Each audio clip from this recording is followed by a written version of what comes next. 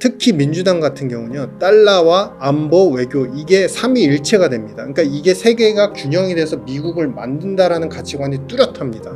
그러면 반대로 공화당은 어떠냐면 달러가 우선입니다. 달러에 대한 수요나 어떤 전 세계 글로벌에 대한 니즈들을 갖다가 계속 증폭을 시키는 거죠. 그러면서 세부적으로 디테일하게 이제 안보와 외교를 갖다가 컨트롤하는 거예요.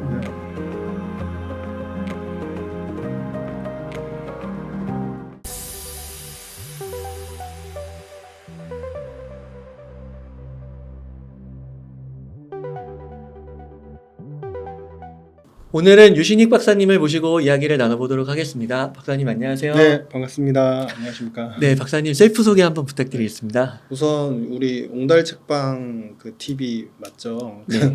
저도 평소에 이제 즐겨보던 이제 방송인데 소개하기 전에 이제 이렇게 촬영에 임하게 돼서 영광이고요. 이렇게 불러주셔서 너무 감사합니다. 아유, 바쁜 시간 쪼개서 와주셔서 감사드립니다.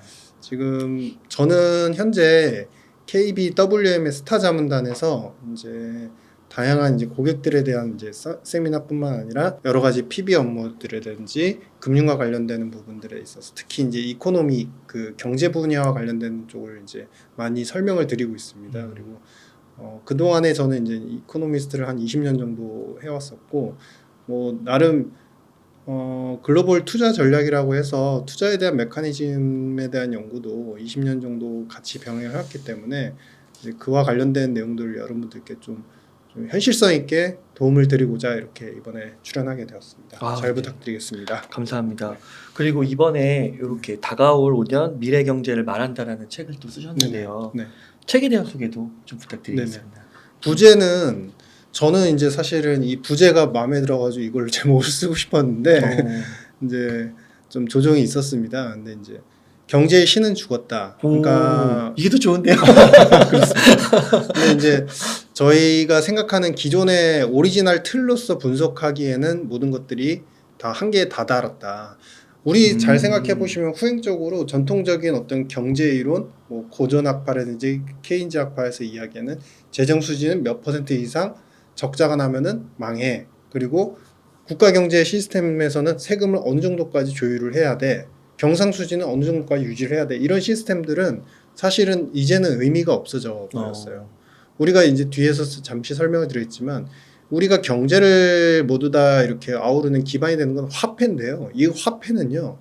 우리는 사실은 화폐에 대한 당장 이제 우리가 원화든 달러든 엔화든 받아들이고 있는 입장에서 이게 절대적이지만 이거는 약속과 신용에 불과합니다. 즉 이러한 신용과 약속의 메커니즘은 언제든지 변화할 수 있는 것이기 때문에 그것이 재정 적자, 수치 변화 이런 것들로 틀로서 경제가 반드시 이루어지진 않는다. 그러니까 고전의 오스트락파드는 아니면 전통학파들의 이론들은 이제는 접목하기에 한계점에 달아났다. 라는 점에서 이제 신은 죽었다라고 말씀드렸고요. 두 번째는 제가 좀 재밌는 예시를 하나 들어드리겠습니다. 과거에 그 지주 그 봉건 시대에 지주가 있었어요. 근데 이 지주가 노예들에게 맹목적인 어떤 충성을 요구를 합니다. 그래서 나에게 기도를 하고 나에게 충성을 다하면은 당신들이 식량을 무한하게 얻을 것이다. 근데 이들 이제 노예들이 계속 이제 기도를 하니까 실제로 가뭄이 들고 흉년이 졌는데도 계속 그 지주가 식량을 갖다 계속 공급해 주는 거예요. 그래서 어떻게 어떤 한 이제 똑똑한 노예가 그 생각을 하게 되는 거죠. 아니 여기를 봐도 저 땅을 봐도 식량이 재배가 될 수 있었던 환경이 아닌데 식량을 얻을 데가 없었는데 어디서 식량을 가져갈까? 그래서 너무 궁금하던 찰나에 지주의 방 지하에 몰래 어느 날 밤 찾아 들어가게 됩니다. 딱 들어가 봤더니 어떤 일이 있느냐? 거기에 금을 찍는 기계가 있는 겁니다. 알고 보니까 금 찍는 기계를 가지고서 금을 지주는 열심히 찍어가지고 실제 생산하지 않고 금을 바탕으로 해가지고 그거를 배 타고 건너가지고 다른 데 가가지고 식량을 사왔던 거예요. 그래서 그걸 공급하면서 자신이 신처럼 이제 신격화됐던 거죠. 근데 그런 것을 본 이제 노예 입장에서는 나도 그러면 할 텐데 할 수 있을 것 같은데 그러면서 다른 데로 이제 탈출을 해서 군락을 형성해가지고 거기서 동을 생산합니다. 이 노예는. 그러니까 동을 생산하면서 또 나에게 충성을 다하라. 그래서 분권화되기 시작해요. 점점 이 노예 삶 이제 다 뛰쳐나가가지고 하게 돼요. 자, 이게 뭐냐면은 최근에 미국 상황하고 똑같습니다. 미국이 절대적인 어떤 화폐의 발권력이나 달러에 대한 어떤 그 패권 때문에 사실 모든 것을 지배해왔지만 이제는 식상해졌죠. 신뢰도 잃었죠. 멕시코 그 다음에 아르헨티나 같이 경제 협력도 했습니다. 근데 그들 보호 안 합니다. 그러니까 이제 조금씩 머리가 깨인 다른 국가들은 이제 탈출을 하기 시작하는 거고, 즉 바로 브라질이라든지 멕시코가 최근에 그들과 미국과 그렇게 거래를 많이 해왔음에도 불구하고 남미 달러를 만들자라고까지 얘기를 하고 있죠. 즉 다른 군락들로 계속 형성되면서 이와 동시에 분권화가 진행이 되고 있는, 이 분권화에서는 무엇도 나타나냐? 싸움도 일어납니다. 실제 물리적 충돌. 그게 뭐냐? 최근에 일어나는 중동 전쟁, 러시아 전쟁 이런 것들이 다 일맥상통하는 그런 측면이 있는 거죠. 그래서 이러한 부분에서 첫 번째는 전통적인 경제 이론은 죽었다라는 측면에 신은 죽었다, 경제의 신은 죽었다라는 것이고, 두 번째는 우리가 생각하는 미국의 거의 한 이제 100년 가까이 됐죠. 100년 가까이 끌어왔던 이제 달러 패권에 의한 어떤 경제 시스템은 그들도 이제는 식상해지고 누구나 다 아는 시스템이 돼서 여기에서 벗어나야 되는 시점이 이제 다가오고 있다. 어떻게 변화할 것인지는 뒤에 이제 좀 상세히 설명을 드리겠습니다. 박사님 너무 흥미로운데요. 네, 감사합니다. 들어주셔서. 네. 그래서 이제 책에서 그 변화하는 세상과 신이론을 받아들이는 마음이 중요하다. 네네. 이런 맥락이신 네네. 거예요. 네. 그러면 진짜 박사님께서 말씀해주신 대로 요즘 진짜 언론이 전쟁 이슈로 되게 네네. 네. 그 시끄러운데요. 이스라엘, 네. 이란을 네. 중심으로. 그래서 종합적으로 보실 때 현재 좀 미국이나 세계 경제 상황을 좀 어떻게 진단하고 계신지 궁금합니다. 우리 첫 번째 생각을 해보시면요. 분쟁, 전쟁이 일어나잖아요. 네. 매년 새로운 전쟁이 일어날 수 있습니다. 22년도에는 이제 러시아 우크라이나 전쟁이 일어났고, 23년도 하반기 이제 10월쯤을 기점으로 해가지고 이스라엘 하마스 이제 분쟁이 일어났고, 이게 최근에 이란 이스라엘로 이제 격화되고 있죠. 한 가지 참고로 말씀드리면요, 이런 예를 들어드릴게요. 그러니까 뭐냐면은 이렇게 이제 군락을 형성하기 시작해. 앞에 예로 다시 돌아가겠습니다. 네. 그래서 지주가 저렇게 하는구나 하면서 이제 노예 1이 이제 탈출해요. 노예 2도 탈출해요. 군락을 막 형성하기 시작합니다. 형성하는데 이제 각자 개성이 있었죠.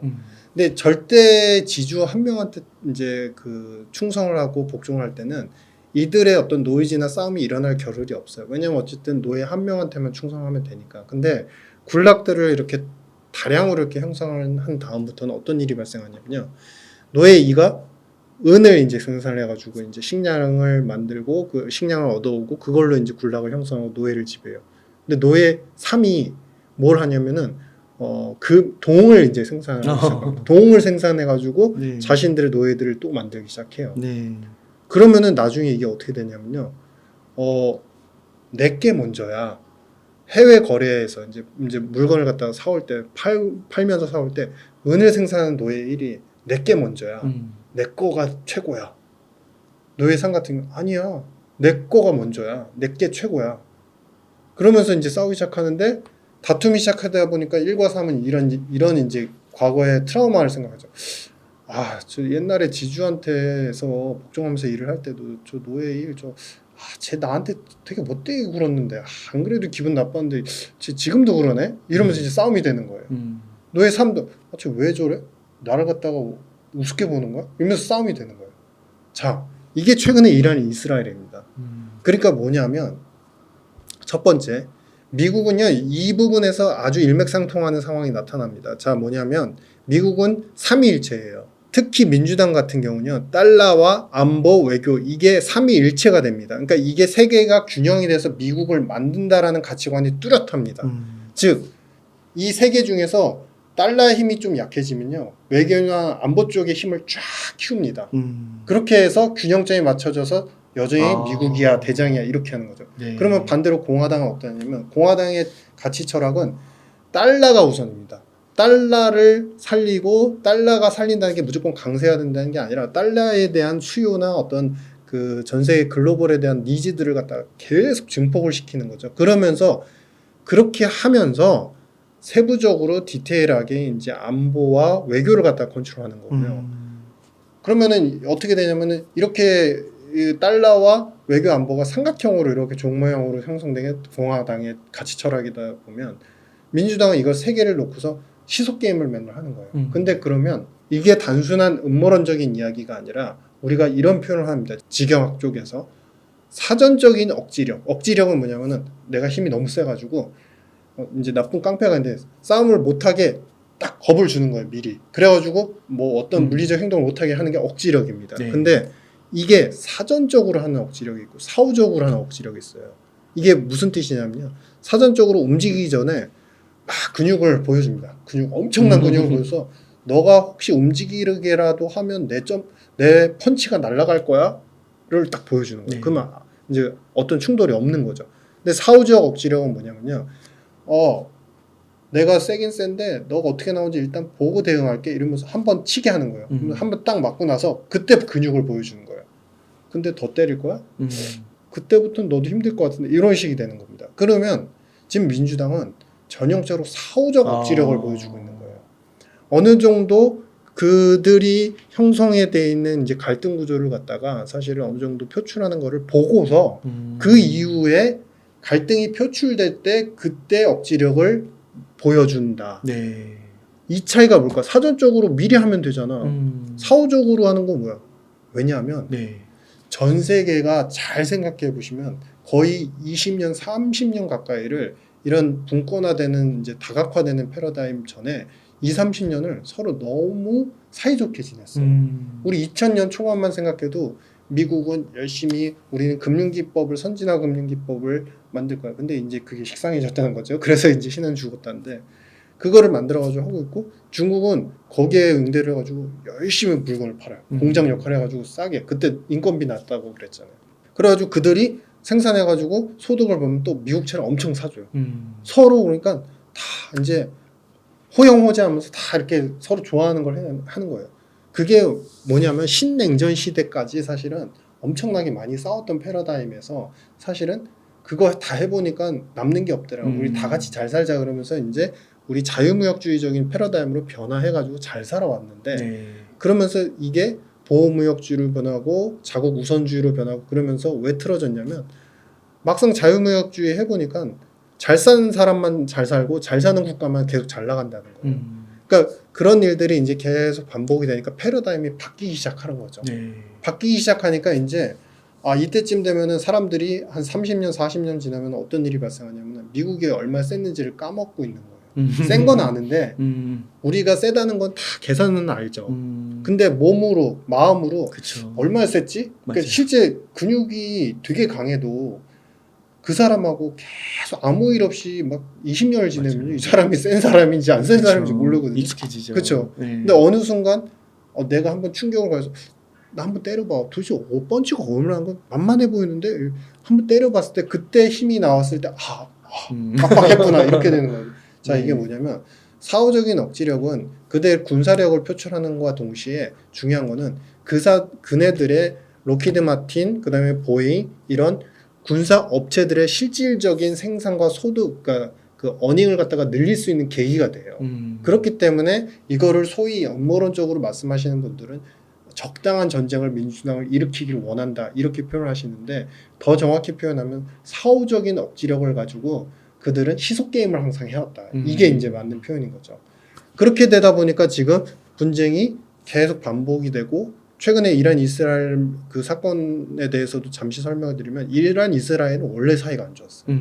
그 하마스 전쟁 일어나서 하마스가 뭐 이란의 배후가 돼가지고 이제 계속 공격하게 만든다 이러지만요, 잘 보시면요, 그 예전에 호메이니 정권이 이제 창출이 되면서 이스라엘을, 그동안은 이란과 이스라엘이 별로 싸우지 않았었는데 호메이니가 이슬람 교도에 대한 정립을 딱 하면서 무조건 서구권의 미국과 협조하는 이스라엘은, 미국은 큰 사탄, 그 다음에 이스라엘은 작은 사탄, 이렇게 정의를 내려고 했어요. 그러면서 이제 좀 사이가 나빠졌는데, 이스라엘은 기분이 나빴었는데 참았어요. 왜냐면 그 당시 군사나 중동 지역의 그 안보적인 리스크는 이라크에 좀 많이 치우쳐져 있었거든요. 이라크가 자꾸 돌발적인 행동을 하고 이스라엘을 위협하기도 했기 때문에.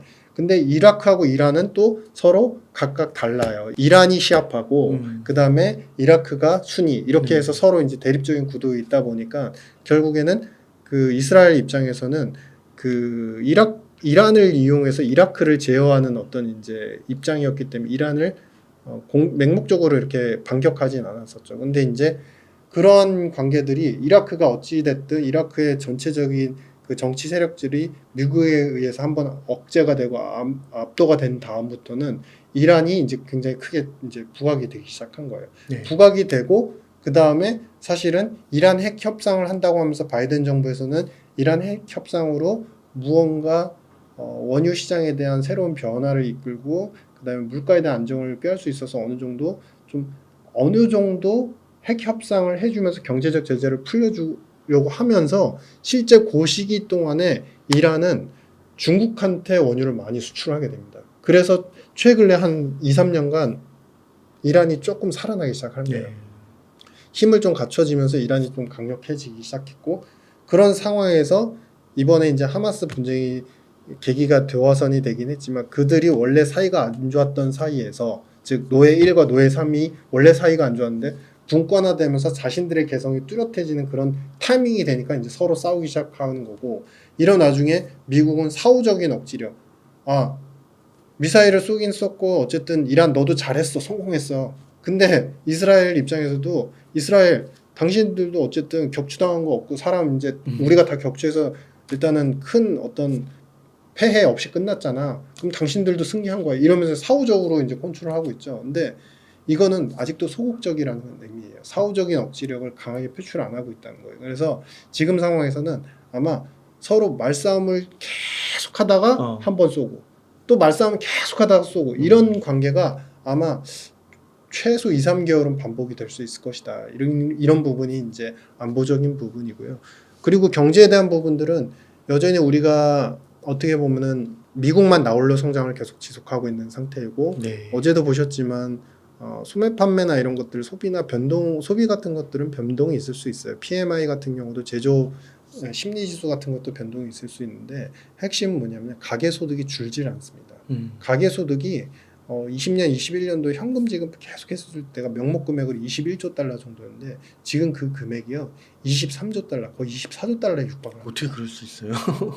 이 가계는요, 미국 가계는 정말 획기적입니다. 그러니까 이 구도를 미국 정부가 2008년도 금융위기 이후에 이런 패러다임 만들기 위해 되게 노력했어요, 사실은.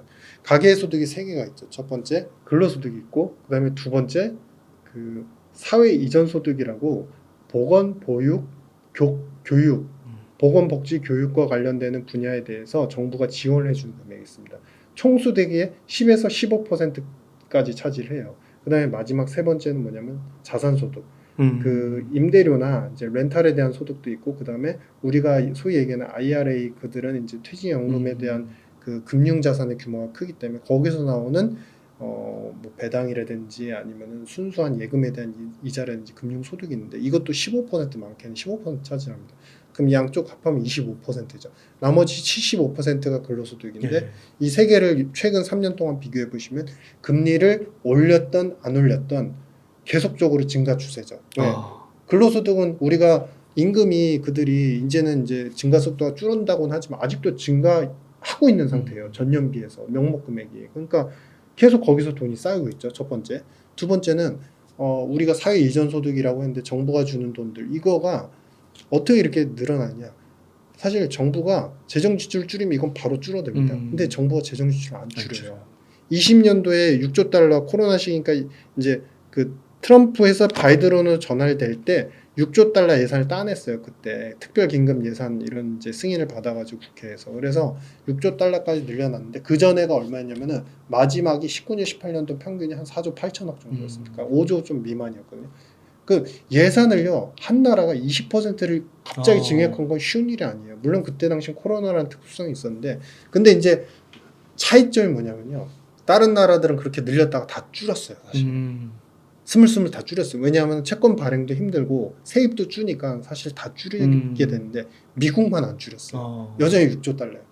상식적으로 생각해보면 미국이 정부가 푸는 돈이 계속 는 상태에서 유지가 되는 국가랑 안 그래도 지금 수출입의 규모나 이런 것들이 과거와 다른데 다 다운그레이드가 되는데 다른 나라들은 풀었다가 다시 못 풀고 있고 여기서 경기 그 사이클 패턴이 그대로 나오는 겁니다. 그래서 다른 나라들은 이렇게 되는 거고 그 다음에 미국 같은 경우는 올라간 상태에서 계속 이제 완만하게 올라가는 거고 여기 중국 같은 경우는 풀었다가 안 풀으면서 이제 또 봉쇄 시기가 있었는데 최근 와서 또 풀기 시작하죠. 그러니까 약간 슬로우하게라도 완만하게 이제 쉐입이 U자형으로 올라가려고 이렇게 모습을 잡고 있는 거죠. 네. 그러니까 지금은 모든 것들이 재정의 힘으로 다 연결이 되고 있는데 미국의 재정은 앞서도 말씀드렸던 그 달러에 대한 어떤 패권력이 아직도 유지가 되기 때문에 이렇게 강력하다. 근데 그래서 경제의 신은 죽었다 두 번째 카테고리에서 말씀드렸던 게 이런 걸 다 알잖아요. 이제 야. 이렇게 유지한다는 거를 중국도 알고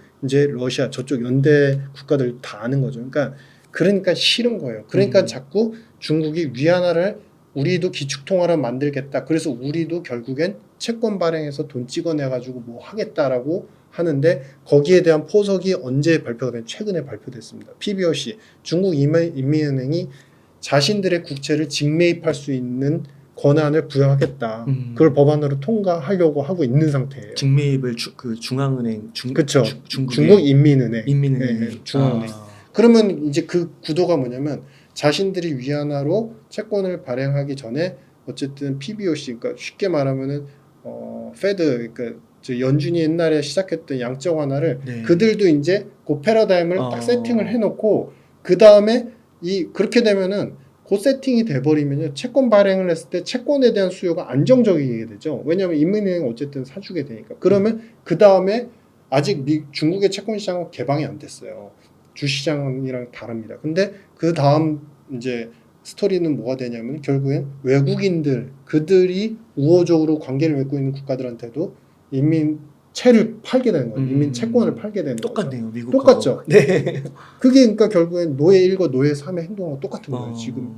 그러니까 이게 이제는 이런 거를 다 알고 식상해졌기 때문에 미국이 이제는 패러다임을 변화시켜야 되는 거다. 이거 뒤에 이제 설명을 자세히 드리겠지만 이제 바꿔야 되는 시점이 왔다. 미국도 이제는 좀 위태위태해지고 있다. 방법론에서 네. 경제가 위태해지는 게 아니라 그런 상황인 겁니다. 와 그렇군요. 네. 와 그러면요 박사님 이 거대한 흐름과 저변에서 이런 엄청난 변화들이 일어나고 있는데요. 한국의 상황은 좀 어떤 것 같으세요?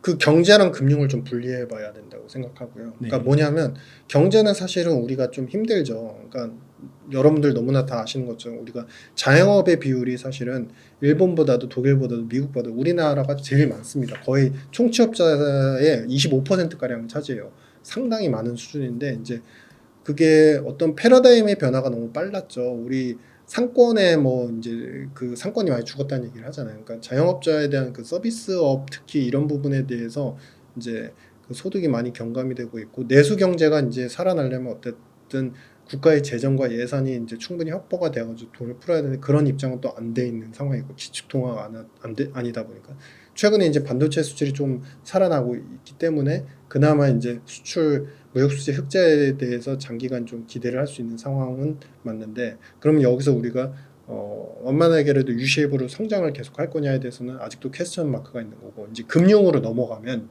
금융은 또 다른 얘기입니다. 금융은 이제 최근에 밸류업이라는 것들을 이제 발표를 했지 않습니까? 근데 재미있는 건요. 일본 밸류업만 아시잖아요. 한 달 전쯤인가요?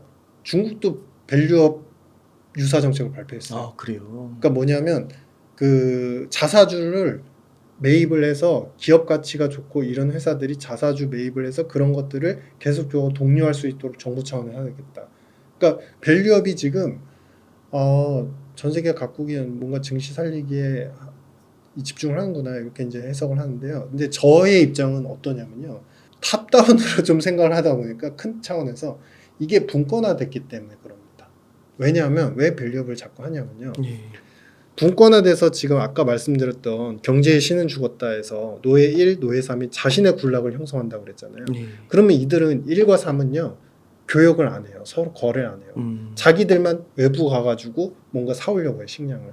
그러면 교역이 서로 간에 안 하게 되면요. 쉽게 말해서 외국인 투자, 우리가 FDI라는 투자가 예전 자유무역주의 그리고 보호무역주의 중에도 사실은 서로 투자가 잘 그래도 이루어졌는데 그게 지금 서서히 끊겨가고 있는 거예요. 미국의 AI는요. 전형적으로 재정과 정책으로 AI를 살린 거지 이게 글로벌하게 수요를 막 그 받아들이고 선순환적인 그 교육이 있어서 나온 게 아닙니다. 그러면요, 지금 이렇게 분권화돼서 각자의 도생의 역할들이 각 국가별로 책임감을 느끼고 있는 입장에서는 어떻게 해야 될까요? 당연히 외국인 투자를 적극적으로 유치하기 힘들 것이라는 비관적인 스탠스에서 기본적으로 자국의 금융의 자산 가격과 밸류를 높일 수 있는 정책들을 자기 것들의 정책을 계속 발표를 해야 되는 거예요. 네. 그러다 보니까 이게 글로벌 추세가 되는 거고, 최근에 나타나는 이제 뭐 버블론, 미국이 버블이고 그래서 전 세계가 버블이다.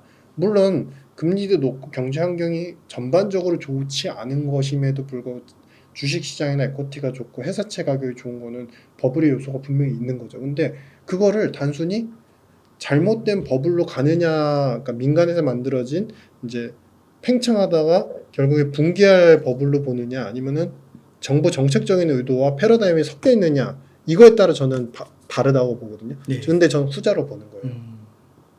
제가 최근에 일각에서 과거에는 위기론이다, 뭐 SBB 뱅크 얘기할 때 막 되게 위험하다, 금융 위기가 온다, 뭐 이렇게 얘기를 했다고 했는데 지금은 낙관론으로 자꾸 변했어요. 이렇게 말씀하시는데 그게 아닙니다. 저의 입장을 오늘 책방을 통해서 제가 커밍아웃 한번 해드리면요, 저는 미국의 SBB 사태는 정말 위험했었어요.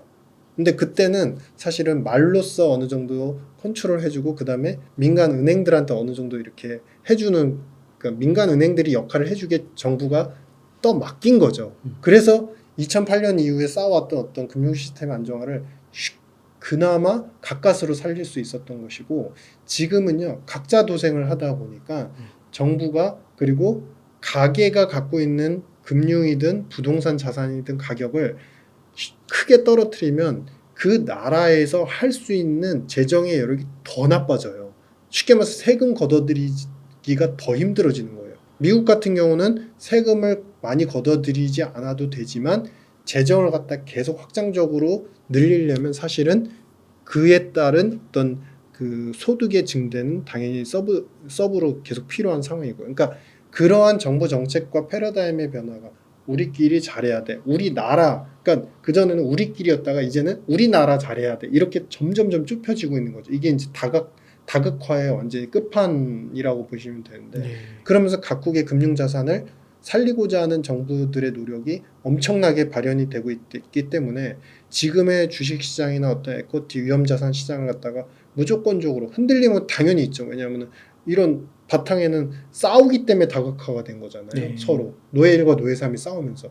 그러니까 그로 인한 변동성, 그로 인한 리스크들은 당연히 중간중간 나오고, 그래서 제가 앞서 말씀드린 것처럼 이란 이스라엘 전쟁도 좀 장기간 좀 이어질 수 있다. 2, 3개월은 최소 봐야 된다. 이렇게 말씀드린 것처럼 요 구간은 변동이 있겠지만 이게 추세적으로 자산 시장을 무너뜨리는 계기는 아니다. 그런 이제 패러다임이 있다. 이렇게 판단하고 있습니다. 그러니까 이런 상황 속에서 이게 뭐 약간 뭐 박스권 같이 등락에 있는 거지 무너지는 그림은 아니다. 이렇게 그렇죠. 생각하면 될까요? 그렇죠. 정책적인 요소들이 계속 뻗쳐지고 있으니까. 네. 그러면은 아까 이제 그 미국의 상황을 조금 더 여쭙고 싶은데요. 그러면은 지금 이러한 그 전체적인 구조나 시스템이 계속 반복이 돼도 그 경기 침체나 뭐 경제 위기나 이런 것 없이 노랜딩으로 이렇게 쭉 갈 수 있는 거라고 보시나요? 그렇죠. 지금 상황은 그렇습니다. 그러니까 뭐냐면 이게 미국의 경제를 갖다가요. 그러니까 잘 살펴보시면요. 지표, 거시적인 지표만 뜯어놓고 보면 전혀 흠잡을 것 없고 아쉬운 게 하나도 없어요. 그래서 두 번째, 금리 인하를 점도표에서 3번 인하한다고 했지만 인하할 필요, 연말까지도 인하할 필요가 없습니다. 안 해도 버팁니다. 네. 충분히 버팁니다. 네. 지금요 실질 성장률, 그러니까 CPI를 제거한 실질 성장률을 올해 미국이 1.52, 근데 최근에 이제 또 성장률이 또 업그레이드가 돼가지고 거의 2 정도도 나올 수 있을 것 같아요. 연간 24년. 근데 지금 실질 금리, 이제 명목 금리가 지금 5.25에서 5.5지 않습니까? 기준금리가. 근데 명목 기준금리가 그 정도인데 지금 실질 금리, 인플레를 제거한 시장의 10년물 금리가 1.96 정도 차지를 해요. 그러니까 지금 미국의 입장은 되게 페어한 상황인 겁니다. 이만큼의 실질 성장률, 이만큼의 실질 이자율.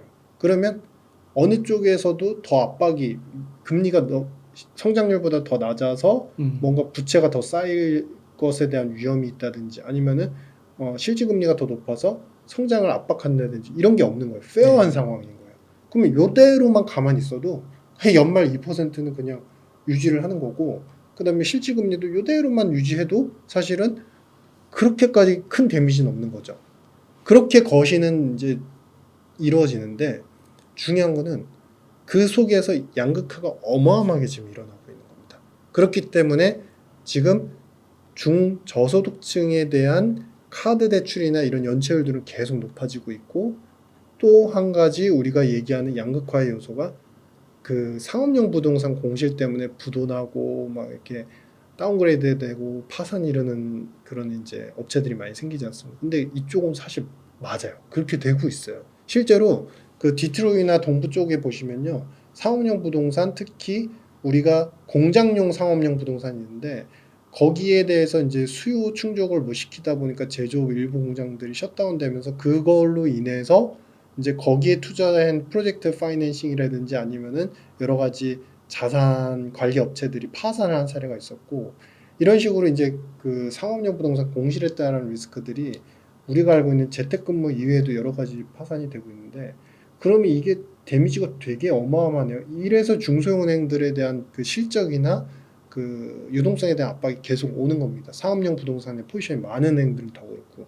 근데 핵심은 뭐냐면 대형은행들은 근데 매 분기 UBS, 모건스탠리, 뭐 JP모건 딱 보시면 매 분기 전체 실적이 좋아요. 네. 왜 좋은지 이렇게 잘 뜯어보시면요, 상업용 부동산하고 인베스트먼트 뱅킹 쪽은 뭐냐면 우리가 투자은행 쪽, 그러니까 쉬면서 주식이나 채권 투자.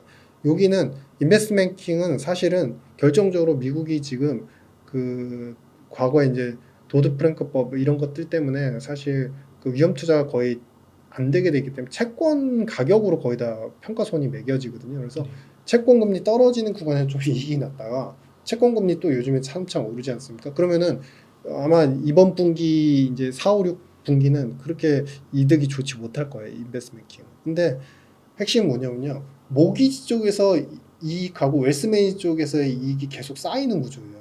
그러니까 손해금융 쪽에서 우리가 이제 은행 사태 일어나고 나서 하나 일어난 특징이 뭐냐면은 중소형은행이 불안하니까 대형은행들로 돈이 다 갔지 않습니까? 네. 그러니까 거기서 수익이 자꾸 쌓이는 거예요, 대형은행들은. JP모건도 그렇고. 그러니까 그런 쪽에서 모기지 쪽에서 이득 나고 웨스 매니지먼트에서 이득이 나니까, 그러니까 커머셜 쪽에서 손실이 나고 혹이나 파산으로 인해서 충당금 이제 충당을 하고 뭐 이런 손해가 있다고 하더라도 전체 이익은 상쇄가 되는 거예요. 네. 근데 요 포지션, 상업용 부동산 포지션만 있는 은행들은 어떻게 돼? 그런 은행들은 부도가 가는 거죠. 네. 그러니까 이것도 또 하나의 또 양극화. 그러니까 표면을 보면은 굉장히 향긋하고 되게 맛있어 보이는 과일인데, 과일을 갖다 이렇게 껍질을 까보니까 한쪽은 정말 싱싱한데 이쪽은 썩어 있는 약간. 네. 근데 겉으로만 총체적으로 다 합쳐놓고 보면 너무나 이제 먹음직스러운 사과, 약간 그런 상황인 거죠. 그러면은 그 전 세계적으로 볼 때 그 은행 간에도 그런 양극화가 벌어지고요. 전 네. 세계적으로도 양극화가 벌어지고 있는 거잖아요. 그래서 이제 아까 말씀해주신 대로 중국과 같은 국가들이 네, 이제 거기에 대해서 벗어나고 싶어서 그쵸. 이제 대응을 하려고 하는 건데 벗어나고 자기도 대장 역할을 하고 싶고 네, 그쵸. 그렇게 안 하면은 이제 계속 이런 끌려가야 구조성이 되니까. 예, 네, 끌려가야 맞습니다. 되니까.